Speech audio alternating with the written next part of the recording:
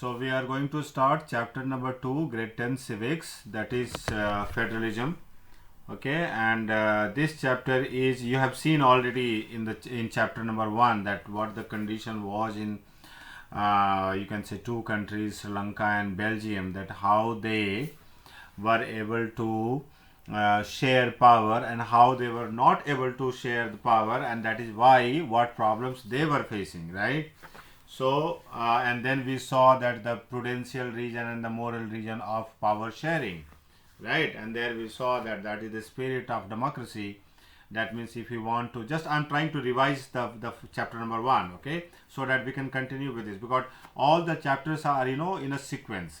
So we have to understand what we studied in chapter 1 and not what we are going to study in chapter 2. So we saw that prudential region is there, that if you want to have democracy, it is wiseful, or you can say it is a wise decision to share power with the communities, with political parties, with various linguistic, religious groups and all these things, right? Similarly, it's a moral responsibility also, that if you want to say that we are a democratic country, that means naturally you have to share power with everyone, right? And power sharing, how to share power, so that is done through federalism, that is in chapter 2. All right, so here also it says that is the first paragraph says that let's go back to the contrast between the Belgium and Sri Lanka that we saw in the last chapter. You will recall that one of the key changes made in the constitution of Belgium was to reduce the power of the central government and to give this power to the regional governments. What is happening here? We are sharing power. That means take some power from central government and give it to the state governments, so that they can take their own decision. Because see, the ultimate thing is that local problems will have local solution. So if there is any problem in, let's say, in Tamil Nadu or in Bihar or Punjab, right, those problems can be shared locally. Even in overall Japan, you can say what problems the Hokkaido people are facing, the same problem Okinawa people are not facing, okay, or the Tokyo people are not facing what Yokohama people are facing. So local problems will have local solution, and local solution can be attained when they have authorities or they have the power to solve the problems, right? Okay, the Prime Minister of Japan or Prime Minister of India will not go everywhere to solve the problems, because they have other work to do. So in that case, the local government, or you can say the state governments, okay, should be given more power. And where will the power come from? Power will come from constitution. Okay, so if we amend the constitution means, that means bring changes. So if we change the constitution a little bit and we try to give power more to the state government, that will be better for the people of those states, right? So here it says that Belgium did what? Belgium, the central government power was taken and it was given to the regional powers. Regional governments existed in Belgium even earlier. They had their roles and powers, but all these powers were given to these governments and could be withdrawn by the central government. So in any democracy, you will see that most of the democracy has this kind of system. The central government has been made more powerful. Even in Indian system also, you will see that federalism says that every affair is divided into 3 portions or 3 parts. That is called the union list, state list and concurrent list. Let's say I'm talking about defense, railway, foreign affairs. All these are the matter which central government will deal with. Similarly, education, irrigation, police, agriculture, forestry, social welfare and many other departments or the issues will be dealt with whom, that is written in the constitution. So for your information, there are 3 lists: union list, concurrent list, union list, state list and concurrent list. Union list has those subject means the topics or the issues or the matters where only and only union government will make laws or take decision. State list is something where states of India will take decision. Let's say irrigation, agriculture, okay, some forestry, police. Okay, Tamil Nadu police, Bihar police, Punjab police, Delhi police, Kerala police, Bengal police, they have their own uniform, they have their own motto, they have their own system of working in the state. So that is a state affair. Similarly, the third one is the concurrent list. What happens in the concurrent list? There are certain subjects where both the government, central government or the state government, can make laws or can take decisions. But if the two laws are conflicting, or you can say coinciding, or you can say on a particular topic, both the government, the central government and the state government have made laws, then central government, the laws of the central government will prevail. That means that will supersede the state government laws. Okay. Concurrent list has more than 90. Exactly, I don't remember exactly. I can see and I can tell you. Okay. Concurrent list has more than 90 subjects. Union list has more than 90 subjects. State list has somewhere some 60 in 60s, and concurrent list has 40 something subjects. Now you can understand that union list has more number of affairs to deal with. That shows what? Then union government, or you can say the central government, always has an upper hand. All right. Okay. This is what I want to say. So here also in Belgium, that Belgium central government gave some power, but these powers could have been taken by the central government anytime. So in that case, the state government is not at all free, because they know that if we go left and right little bit, central government will withdraw the power. That you no longer you have the power to make the laws. In that case, the welfare work or the decision making process will not take place effectively. Okay. So further it says, the change that took place in 1993 was that the regional government were given constitutional powers that were no longer dependent on the central government. That means constitution is the supreme authority. Okay, so if it is written in the constitution that once this power has been given to state, central government cannot withdraw it, then they are confirmed, they are assured that yes, we can make decisions, we can take decisions, we can make policies, we can formulate any law on this particular issue, and central government has nothing to say. Thus, I'm reading, thus Belgium shifted from a unitary to the federal form of government. So what is happening here? Both central government and state government will share the power. Sri Lanka continues to be, for all practical purposes, a unitary system where the national government has all the powers. Now see, Sri Lanka says that we are a democratic country.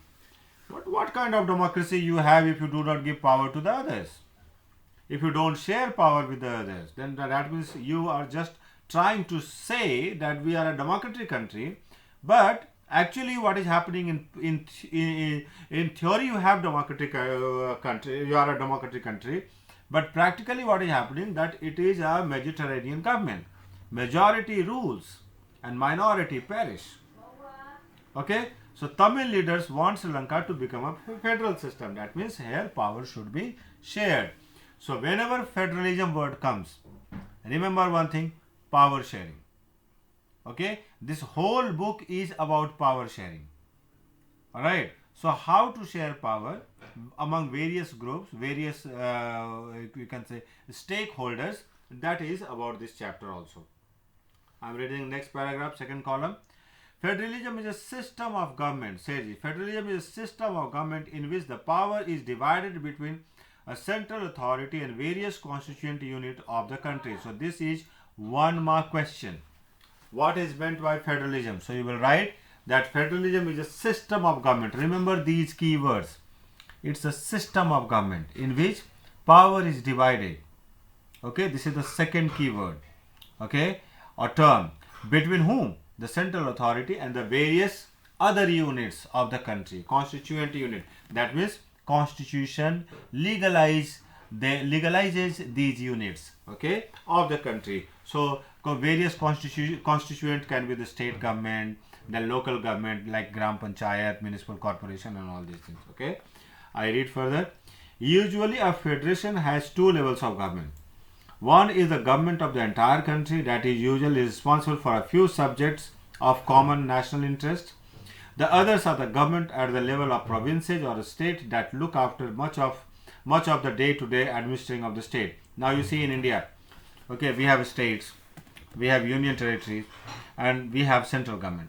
Central government has to deal with some other topics like foreign affairs, defense, okay, trade, commerce, and all these things.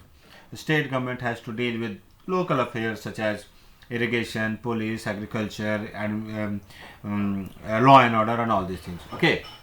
Similarly, you can see in Tokyo, we have Prime Minister Suga. Suga is the Prime Minister of the whole country, right? Where otherwise we have various prefecture like Kanagawa prefecture. Then you have, and among prefectures we have various wards, right? I live in Edogawa ward. You live in, I don't know. You are in what ward? Anisha, what ward is yours? You remember? Anisha. It may be, I think, Kirigaoka or Tokaichiba ward. Okay. So these are the wards. Okay. And these wards have their own system. They have their own way of administering that area. Alright. In Yokohama you have various wards. In Tokyo we have various wards. Right. So this is how we have divided the power, or you can say the responsibilities. Alright. So further it says both these levels of government enjoy their power independent of the other. Okay. So that means the central government does not interfere much in these things. Okay. Similarly, local governments also does not influence the central government policies. Okay. Like, because see, Edogawa ward or Yokohama ward or Kanagawa prefecture has nothing to do with the Japanese policy with the Chinese and the South Korean or the Filipino or America or whatever, right? Okay, because that is not their concern. So similarly, we all have the, you can say, responsibility or the matters or the issues to deal with, right? And we do that. Okay, I move to the next. Look at the map. Look at the map. It says here federal political system. In how many countries we have the federal political system? Okay, and it says that though only 25 of the world 193 countries have federal political systems, their citizens make up 40% of the world population. India, one of the largest populated country. Russia, of course, very less population. Canada, USA, Brazil, Argentina, then South Africa, then Ethiopia, Nigeria, Spain, Switzerland, Belgium. These are Pakistan also. These are some of the countries where we have a federal system. Okay, and they comprise around 40% of the world population. Okay, India is the leader. Right? Look at China. China does not have federal structure. Okay, they say that we are People's Republic of China, PRC. Okay, PRC, People's Republic of China. But what republic is and what democratic republic is, nobody knows, because hardly we see that there is a power sharing there. Whenever I went to China, I was very scared, I tell you. Okay, at the airport, oh my God, I don't know. I never felt comfortable whenever I was in China, let's say in Shanghai or Beijing, at the airports. Oh my God, I'm very scared of Chinese people or the authorities. Okay, let's move to the next paragraph, page number 15. So in this sense, federations are contrasted with the unitary governments. Under the unitary system, either there is only one level of government or the subunits are subordinate to the central government. This exactly happens in China. Okay, here it says federation are contrasted with the unitary governments. Under unitary system, what happens? Underline these lines, please. This is very important. Under unitary system, either there is only one level of government or there are subunits which are subordinate to the central government. That means these subunits have to follow the orders from the central government. They cannot take their own decision or independent decision. That's a matter here. Okay, that's important. So it says the central government can pass on order to the provincial or the local government, but in a federal system, a central government cannot order the state government to do something. And I tell you, in India, agricultural reform laws were enacted by, or you can say introduced by Modi government in the parliament. and you can see many states have said that no, we will not follow these, we cannot accept this, we don't accept these laws given by the central government. That means central government or state governments are free to either refuse or accept the laws or the policies enacted or formulated by the central government. This is the beauty of federalism. But in unitary system, what happens? Whatever Beijing says, that means the prime minister or the president of China says, it has to be followed in entire China. Okay, though they say that we are democratic country, but this happens over there. Okay, so that's why it says, but in federal system, a central government cannot order the state government to do something. The state government has powers of its own for which it is not answerable to the central government. So, do you think it is a good thing that central government can say, yes, we will accept it, or we will not accept it, do whatever you want? It's a good thing or bad thing, girls?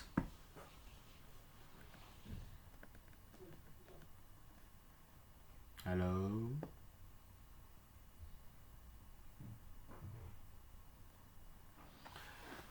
It's good and bad both. If you take the Chinese version, you will understand that since the central government dictates, development takes very faster. I tell you, when India, let's say in 1947 or something, China was much poorer than India. Okay, or even in 70s also, China was in better condition. India was in better condition than China. But what happened after 1970s? In Chinese one-child policy, nobody refuted. Okay, nobody said no, right? And because of that, they were able to avoid around 350 million people. That means you can say entire population of America. They were able to avoid because of one-child policy. In India, what happens? If central government brings one-child policy, states starts looking for politics. That why this government is bringing one-child policy. The Muslims have their own problems. The Hindus have their own problem. Okay, the other central government, state governments have their own problem. That means because they want that these policies will benefit the BJP, or you can say the ruling power. So they oppose. Everybody knows that small family is a good family or a happy family, and we need to control the population of India. But whenever the central government comes up with this kind of policies or rules or laws, everybody opposes. Why? Because they don't want to give the political benefits, okay, to the ruling party. Otherwise, everybody knows that what the problems are if you have a huge population, what we are having, right? So in China, what happened? Central government says do it, everybody will do it. Okay, so this is the beauty of, you can say, unitary government, that because of that, what happens? Development takes place very fast. In India, what happens? Since every state has its own way to say no or yes, so the decision making process is delayed. Not only delayed, very, very lethargic and very, very, you can say, unusually, delayed. You see the reform, the agricultural bill which came for the last 6-7 months, all these, the farmers and the agricultural leaders are protesting here and there. Okay, and laws are laws, and it is not taking place, not implemented, right? So that's a problem. So you will see that it has both the benefits and the demerits. That means benefits is that development takes very fast, okay, but demerit is that you are trying to ignore the basic problem. You are trying to ignore the local problems, okay, that's a problem. All right, I move next. Both these governments are separately answerable to the people. Now some bullet points are there. Let us look at some of the key features of federalism. Remember these are very important. There are two or more level of government. Point number 1. Point number 2, different tiers of governments govern the same citizens, but each tier has its own jurisdiction in specific matters of legislation, taxation, and administration. That means different levels of governments there, right? They rule the same citizens. Like say, If you are living in Tamil Nadu, you also have to pay the income tax. Income tax is imposed by the central government. Okay, you have to follow that rule also, and you have to follow the Tamil Nadu government laws also, right? So person is same, but person has to follow both the rules. Okay, that says here. So they have their own jurisdiction, and legislation and taxation and administration is there. Third power is that the jurisdictions of the respective level or the level of the governments are specified in the constitution. I told you that constitution has specified that which government will make what kind of laws, right? And so the existence and authority of each level of government is constitutionally guaranteed. That means every tier of the government has its own system and own jurisdiction, and they can make their laws on that way. Nobody is going to say anything. That means it can go smoothly. Number 4 point. The fundamental provisions of the constitution cannot be unilaterally changed by one level of government. That's means the basic provisions of the constitution, like you can say you see socialism, then democracy, republic, fraternity, liberty, brotherhood, all these things. Okay, and then fundamental rights, all these things cannot be altered or changed by one level of government. That means if central government is in full majority, out of 545 seats they have, let's say 400 seats or even 500 seats, then also they cannot change the system, they cannot change the constitution. Why? Because we have made a system like this, that if they have to make changes in the basics of the constitution, they have to take permission from minimum 50% of the states. That means central government with 2/3 majority, I understand they have more than 2/3 majority, no problem, plus 50% of the states have to be in that favor, then only this change can be brought in, right? Otherwise they cannot change. So that is why our constitution maker made this kind of situation, so that any government, doesn't matter how popular they are, okay, if this government is in power, they cannot make the unilateral changes, right? So this is how check and balance has been created. All right. So it says the fundamental provisions of the constitution cannot be unilaterally changed by one level of government. Some changes require the consent of both the levels of government. So suppose Modi says that I want to be the lifetime president, and Modi has just considered in the upper house and the lower house, Lok Sabha and Raj Sabha, Modi or the BJP has full majority. So they can immediately say, yes sir, thank you very much, you can be the lifetime prime minister of the country, right? So things can be, that means this bill can be passed. But constitution says that in democracy periodical election must take place. That means every 5 years there must be a general election. That is the basics of the constitution. So if you want to change the basics of the constitution, you have to get permission from minimum 50% of the states in India. And this is highly unlikely that 50% of India states will say yes to this proposal, right? Okay, so in that case what may happen, that the government will never be able to change the basic fundamental provisions of the constitution. Okay, I'm number at 5. Courts have the power to interpret the constitution and the powers of different levels of government. Now here comes court in the picture. That means judiciary has another role to play here, that if anything judiciary thinks that it is unconstitutional, judiciary will jump into the fray, or judiciary will jump into this in this ladai, or you can say in the fighting, or in this entire exercise, and they will say this is unconstitutional, you cannot do this. It is against the provision of the constitution, and we are the custodian of the constitution. We have to work according to the constitution. So you cannot do that. So in that case, central or you can say the governments cannot do that. Okay, cannot change that. So that's why here it says Courts have the power to interpret the constitution and the powers of the different level of government. The highest court acts as an umpire if disputes arises between the different level of government in the exercise of their respective powers. So the higher court does what? That higher court can easily dictate, that means the highest court, Supreme Court I'm talking about, can easily dictate or can easily direct the state governments, or you can say the central government, that you cannot do it. It is against the very spirit of the constitution or democracy, right? So this is how the court tries to protect the spirit of democracy or the constitution in this democratic system. Sixth point, sources of revenue for each level of government are clearly specified to ensure its financial autonomy.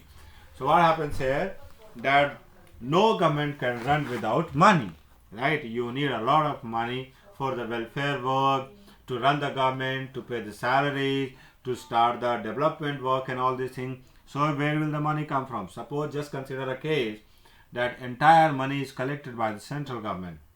That means income tax, agricultural tax, excise tax, sale tax, this tax, octroi, everything is collected by the central government, and central government is sitting on a huge pile of money, and it says that we will not share the money with the states because you are not listening to me. So in that case, what will happen? States will never develop. States will be in a very bad condition. People will say that why to choose a government, okay, when they do not have money to open hospitals, schools, and infrastructure development and all these things. So constitution has attended this problem also, and constitution has clearly written that which level is going to collect what kind of taxes. Okay, if a state government collects this tax, how much of that will go to the state government and how much will go to the central government? Or if central government collects this particular tax, what are they going to do with the tax? That means they are going to share with the state government or not. All these things, everything is written. Okay, why it has been done? So that there should be no any financial problem, and there should be no any conflict related to money, right? And this is how the uniform development can take place. All right, so that was page number 15, column number 1. Now I'm coming to the next point, that is point number 7. It says the federal system thus has dual objective. Okay, so this question may come that what are the objectives of the federal system, or you can say the federal government, or you can say that mention the dual objectives of the federal system. In CBSE, mostly the questions are direct, so you do not need to worry. You have to read the chapter many times so that you can simply understand that what the topic says. Okay, so there will be not much comprehensive, or you can say application of knowledge or any critical thinking type of questions. Most of the questions will be direct, though they are trying to change, but I don't know how far they will be able to be successful in that. Anyway, so the federal system thus has a dual objective. What? To safeguard and promote the unity of the country, while at the same time accommodate the regional diversity. So in the federal, and especially in India, where you see that we have a huge regional diversity. Okay, you are from South India, I am from North India, you are from East India, Eastern side, I am from Western side. Okay, you speak something, I speak something, you follow this religion, I follow that religion. So in that case, we have huge diversity. So if we want to keep these diverse people united, we have to have a federal system where those governments will be taking care of the local problems, while the central government overall will have you can say a supervisory role when, and especially in that case when state governments are not subordinate to the central government. That means they can accept or they can refuse the policies or the laws, okay, implemented by the central government, right? This way. Okay, so further it says, therefore two aspects are crucial for the institution and practice of federalism. Government at different levels, please underline this, government at different levels should agree to some rules of this one. Government at different levels should agree to some rules of power sharing. they should also trust that each would abide by its part of the agreement. That means whatever constitution says, they will abide to that. And any federal system has both aspects. One is mutual trust and other is agreement to live together. That means no state can say that I don't like central government, I would like to be with Sri Lanka or I would like to be with Pakistan, okay, because my area has more Muslim majority or Hindu majority, I would like to be with them or something. It's not like that. Okay, so you have to have a mutual trust and agreement to live together. And especially in a country in 1947, when the Britishers left us, we were divided into more than 550 princely states, and those princes or the kings wanted to be either independent or they wanted to align with Pakistan or in India, right? And in that case, you see that in that course of formation we had two Pakistans, and we fortunately avoided to be another Pakistan, that was Hyderabad or Junagadh or something like that. That means there must have been never an India. Okay, there must have been many Pakistan and many India or something like that. So in that case, what may happen, that we will never live together in that way, because there will be geographical problems or something, right? So the constitution makers formed the constitution or made the constitution in such a way that we could avoid those problems. Okay, next it says the exact balance of power between the central and the state government varies from one federation to another. That means you saw the map that 25 countries in one out of 193 countries have federal system, but in everywhere we do not have the exact copy, or you can say the carbon copy of the federal system, because the people are different, their mentality are different, religious, social, geographical backgrounds are different. So in that case you cannot have the same type of federal system what we have in one country. Okay, like in Belgium everybody is Christian, they do not have the Hindu, Muslim, Sikh, Isai or this and that problem, right? We have this kind of problem. United States, Canada, they have their own, you can say, homogeneous population. So they have their own problems and they have their own systems where the Indian system cannot be implemented. Similarly, the US or the Canadian or the Belgium or the European system cannot be exactly implemented in India, because we have our own problems, we have our own demographic problems, geographical problems, economic problems, social problems, our ancient belief and all these things. So we have to have a little, can say, modification in that. So it says the exact balance of power between the central government and the state government varies from one federation to another. This balance depends mainly on the historical context in which the federation was formed. That means what was our historical context, how we had struggled with the against the Britishers, how we fought our independence war, and how we suffered in that, right? What our historical and geographical backgrounds is, those things also matter a lot. So there are two kinds of route through which the federation have been formed. Remember this. This is also important. What are the two kinds of routes through which the federation can be formed? The first route involves independent states coming together on their own to form a bigger unit. See, this is very important. The first route involves independent states coming together on their own to form a bigger unit, so that by pooling sovereignty and retaining identity, they can increase their security. This happened where? This happened in the US.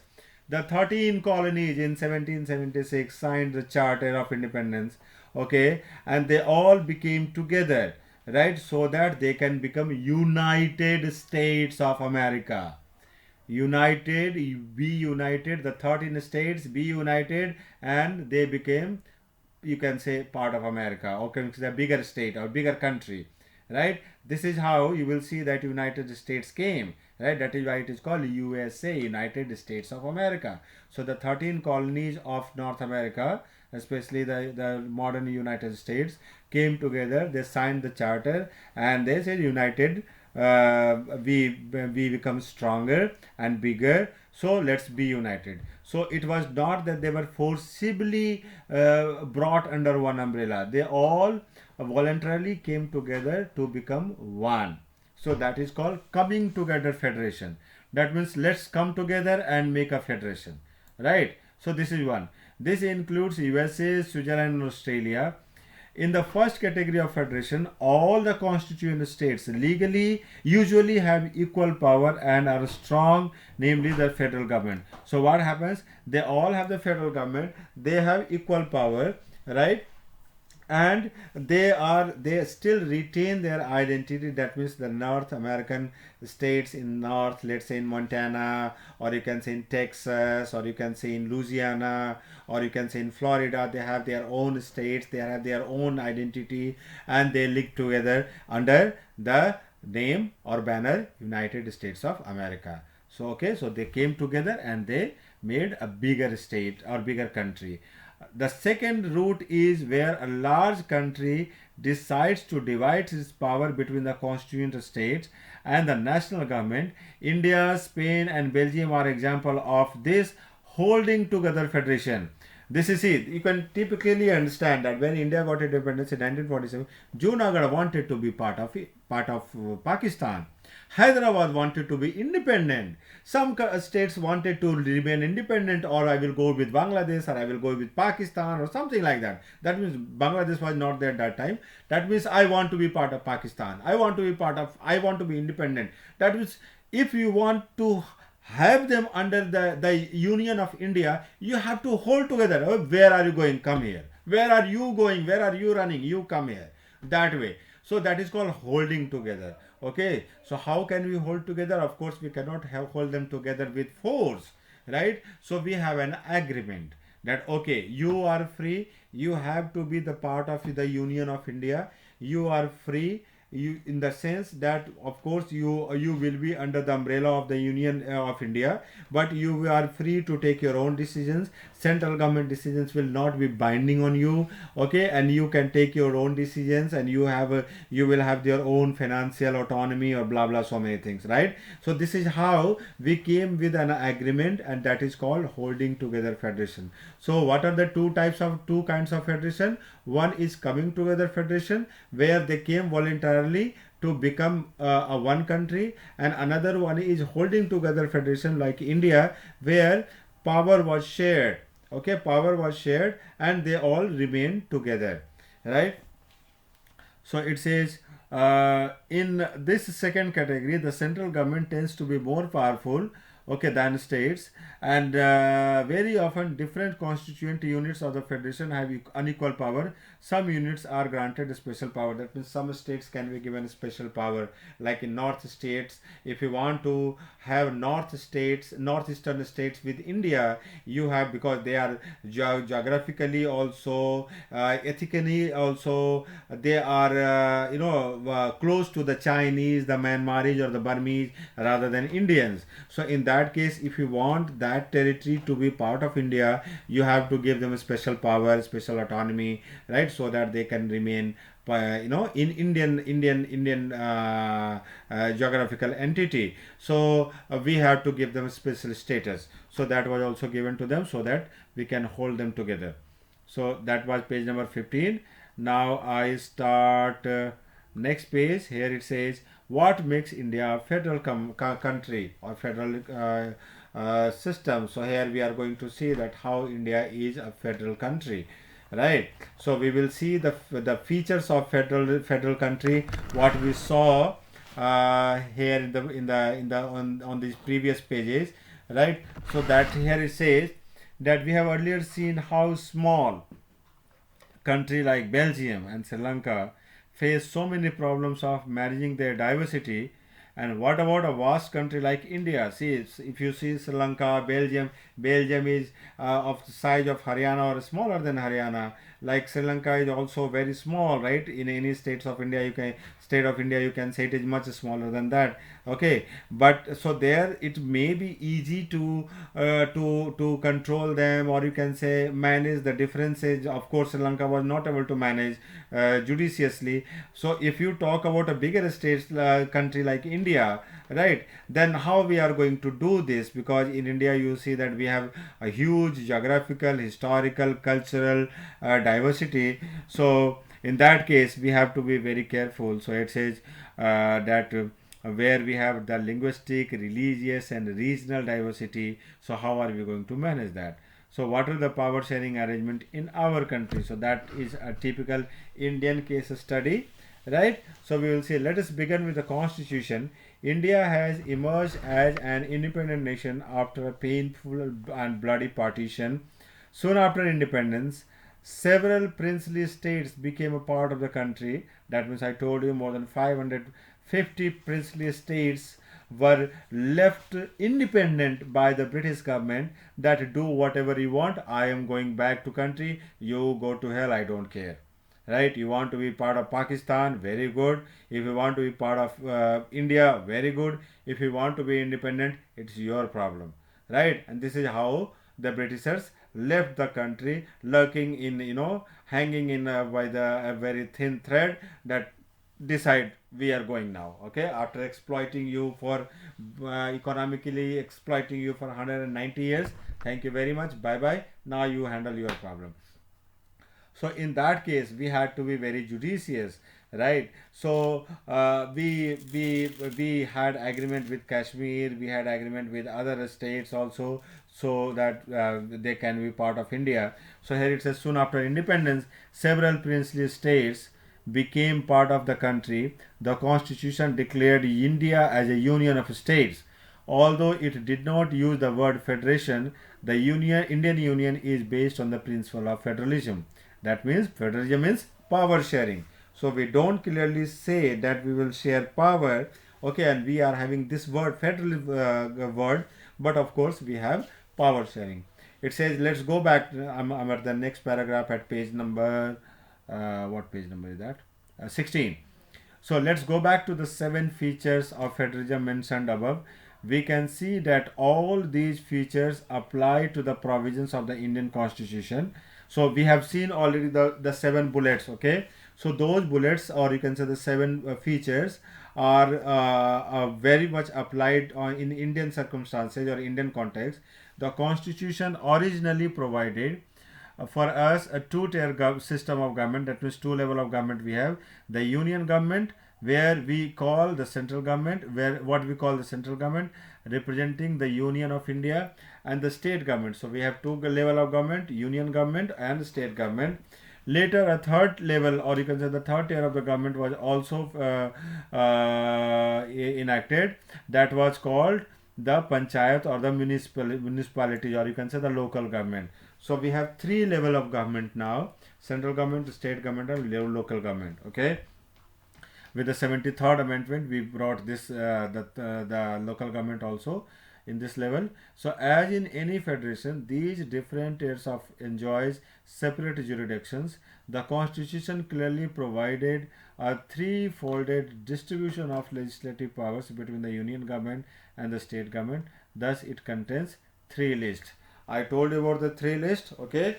So it says the union list includes the subject of national importance such as defense of the country, foreign affairs, banking, communication and currency, right? So these are the you can say these are the basic things of you can say of our list, that is called union list, okay.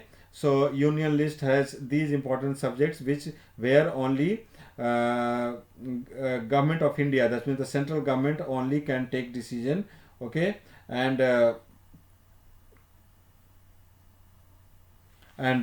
you can the like foreign affair, banking, communication, currency, railway, all these things are the union list you can say the topics, okay, or the matters.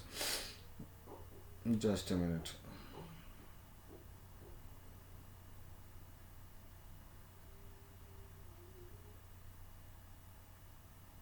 Okay, so Indian Constitution, just a minute, let me check. Okay, so it says,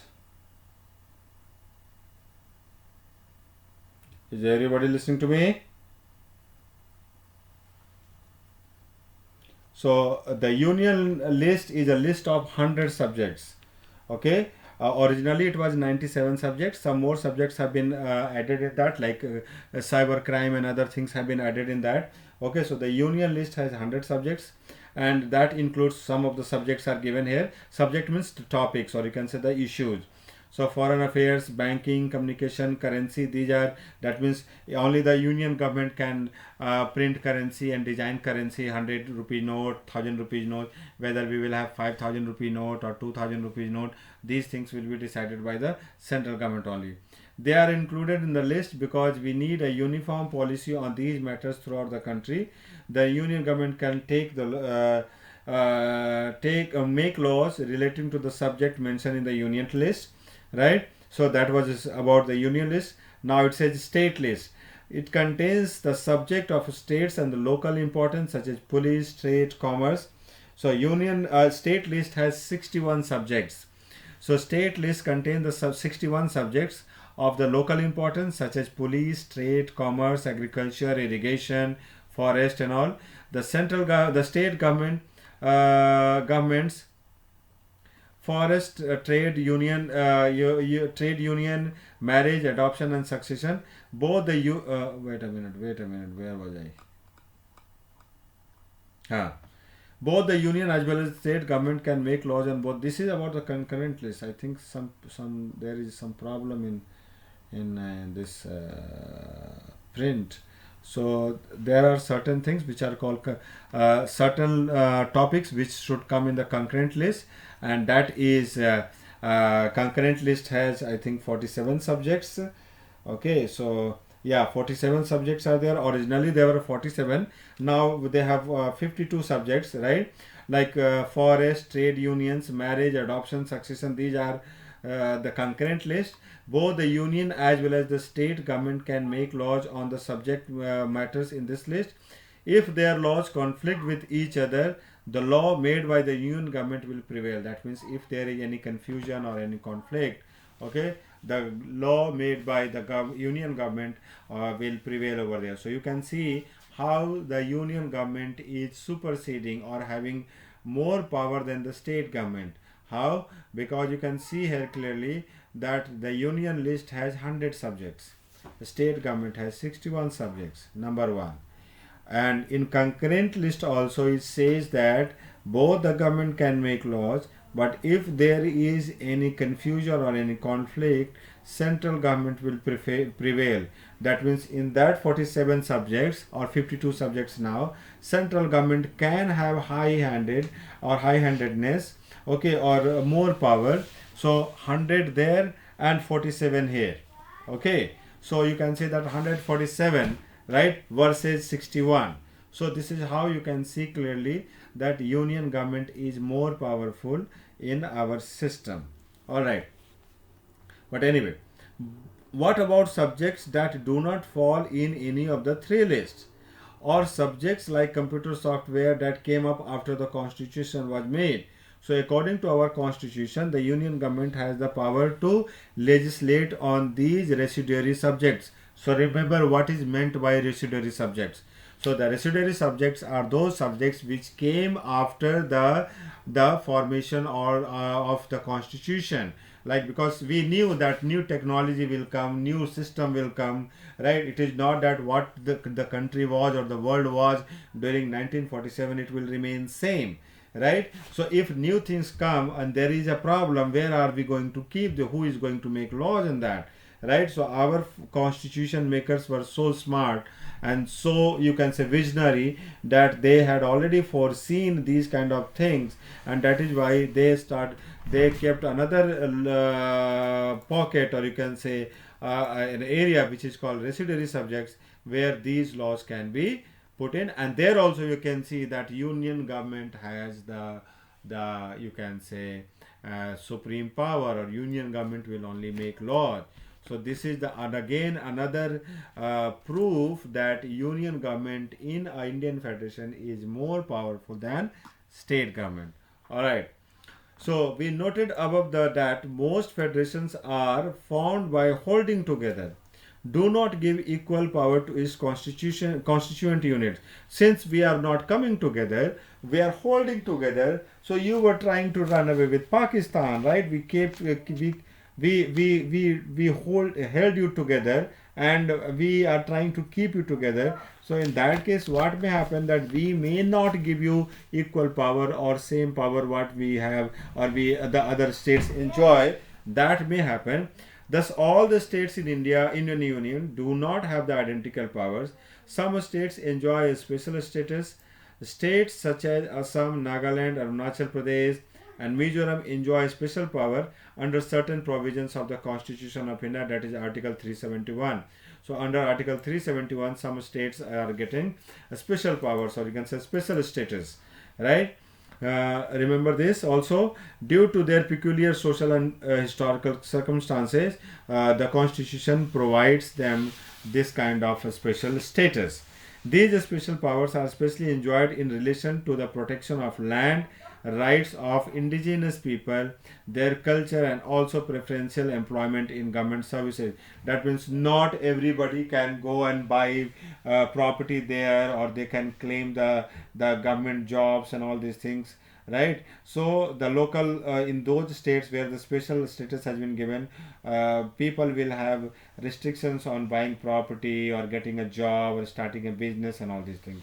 Okay, this is how we try to protect their identity, cultural identity, ethnic identity, historical identity, and all these things. Okay, further it says that Indians who are not permanent resident of this state cannot buy land or house there. In Kashmir we had this kind of system, that no Indian, no non-Kashmiri can buy any property over there.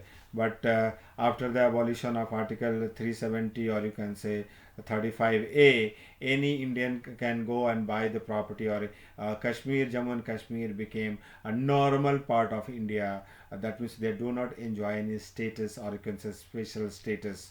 Okay, this way. So similar special provision exists for some other states of India as well. So here the book does not take any state name, but like Sikkim, then Nagaland, then Manipur, Mizoram, Kashmir. These are some of the states where we have given we had given a special status, so that they can protect their cultural historical identity. All right. Further, it says there are some units of the Indian Union which enjoy very little power. These are the areas which are too small to become an independent state, but which could not be merged with any of the existing states. So they were called union territories, right? So some states like Delhi, Lakshadweep, okay, Chandigarh, they have mixture of population. They cannot be called either Punjabis or Haryanvi, or Delhi is the capital and everybody lives here, right? From all parts of India people live here. So in that case we cannot make it a state. So what the government did is that who is going to rule that area? So government made it a union territory. Okay, so that was called union territories. These territories do not have the power of the state. The central government has the special power in running these areas. So Delhi has its own legislative assembly. We have the chief minister also.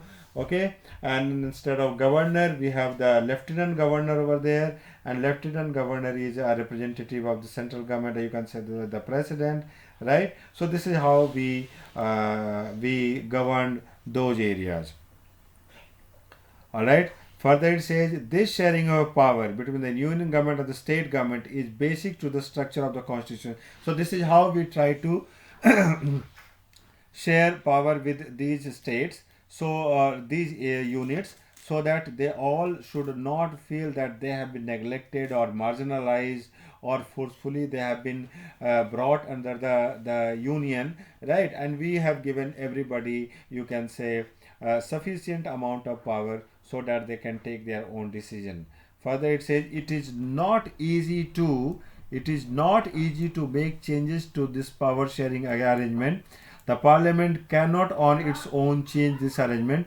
That means if they want to change, if the government in majority in the parliament, like Modi government has, let's say, just consider a case, Modi government has more than 400 seats, okay, or any government, I'm not talking about Modi government, let's say Congress or BJP or any government has more than 400 seats, okay, more than two-third majority in the house, and they want to change the constitution in such a way that a particular state or the balance between the state and the center, is disturbed, or any kind of constitutional changes they need to bring, okay, they cannot do it on their own, right? There are various other stakeholders they have to take care of. Judiciary is one, various 28 states or 29 states of India, these are the other states, so they cannot change this sitting in the parliament. Any change to it has to be first part by both the houses of parliament, okay. So any change they have to bring, so that will be, let's say, presented in both the houses of the parliament, the Lok Sabha and the Raj Sabha, okay. And in very few occasions, a ruling party may have majority in the Lok Sabha and Raj Sabha, okay. So there will be enough debate and conflict over there also, right? And with at least two-third majority, and you do not have to have simple majority. What is simple majority? Simple majority means 49 versus 51, okay. So that means just one single extra vote will make you win. That means you are trying to ignore almost half of the population. Just consider that you got 51% of vote, okay, and opposition got 49% of vote. 49% is not less. 49% is almost equal to half. But that is called simple majority. In simple majority, this system works. But in two-third majority, what happens? You have to get 66% of votes. That means out of 100 votes, you have to get 66 votes, right? So that becomes a little difficult. But just consider a case that, okay, in both the houses, a particular party, whether BJP or Congress, has full majority, a huge majority, and they have more than 66% of vote, and they get the bill passed from both the houses. Then what, right? Further, it says that then it has to be ratified by the legislatures of at least half of the total states. So just consider at any point of time we have, let's say, 28 states, right? So 14 states of the country will have to accept this or approve this, then only this can become a law. That means two-third majority, it has to pass from both the houses, Lok Sabha and the Raj Sabha, and then 50% of the states must say yes, then only that bill will become a law. So this is a Herculean task. This is a very, very difficult scenario, right? That 50% of the states will say yes, right? Even people are so enlightened, or you can say democratically awakened, that even the same political party in the center and state may say that no, this is not fair and we will not accept it. I tell you, wow. Let's say in the parliament, our BJP has full majority, right? They have more than two-third you can say seats, so they can get it passed. And in India, out of 28 states or 29 states, just consider they have more than 20 states or 20 states which have a BJP government. Then also some people will definitely not like it, and there will be a problem, or you can say that bill cannot become a law, right? Plus we have judiciary, then we have media. Media is considered the fourth pillar of democracy, so they are free to debate it. And we have you can say freedom of expression, so everybody has the freedom to express their views in print media or electronic media. So in that case, we can have a political education in the country, that what the government is going to do is not correct, or how it is correct, or how it is not correct, all these things, right? So the basics of the constitution cannot be changed easily. This is what it wants to say in federal system. So judiciary is another stakeholder, I told you. So judiciary plays an important role in overseeing the implementation of the constitutional provisions and procedures. In case of any dispute about the division of powers, the High Courts and the Supreme Court make a decision. The union and state government have their power to raise resources by levying taxes in order to carry out the government and responsibility and against each of them. So it says that judiciary is another one which can interfere in this any kind of constitutional change.